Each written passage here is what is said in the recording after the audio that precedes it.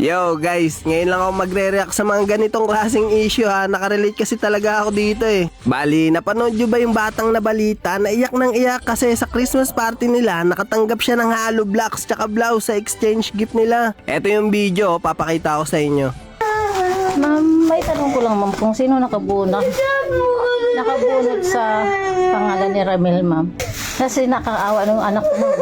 Ayan o, iyak ng iyak. Ayan ma'am, halo blocks. Ang bigat niyan ma'am. May asthma yung anak ko. Hindi ko pinagbubuhat na mabigat. Buhat-buhat niya yan. Hanggang sa bahay. Ayan ang laman ma'am. Ayan, iyak ng iyak.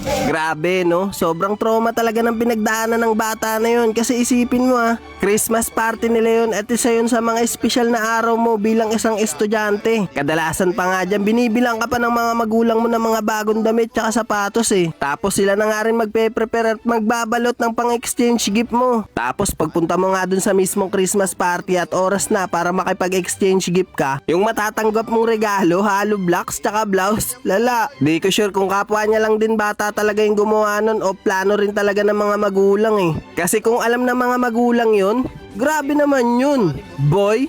Di nila iniisip yung trauma na sasapitin na makakatanggap nun. Malamang sa malamang pinagtawanan yun ng mga kaklase niya sa school nung pagkabukas niya ng regalo. At isa yun sa mga pangyayari sa buhay niya na hindi niya makakalimutan hanggang paglaki niya. Kasi naranasan ko na rin yan nung kabataan ko eh. Nagkaroon na rin talaga ako ng trauma sa mga exchange gift na yan eh. Pero hindi naman kasing grabe na nangyari sa bata na to. Bali 7 or 8 years old yata ako noon nung nagkaroon ng Christmas party sa school namin at sumali ako. Tapos syempre yun nga, may mga exchange gift din. Hindi ko na nga matandaan kung ano yung niregalo ko noon that time eh. Pero basta matino yun. Ang hindi ko makakalimutan yung na-receive kong regalo. Hanggang ngayon sa pagtanda ko, hindi ko pa rin talaga makakalimutan yung kahit bulbul... Ay, putik yan. Tromang-troma talaga kasi ako dun eh. Hanggang ngayon, naalala ko pa rin talaga yun. Bali, eto na nga last part na ng Christmas party. At bunutan na nga ng exchange gift. Yun na nga, yung mga naunang kaklase ko, mga nakabunot na. Ang gaganda ng mga nabunot nila, mga nakabox, tapos ang lalaki pa.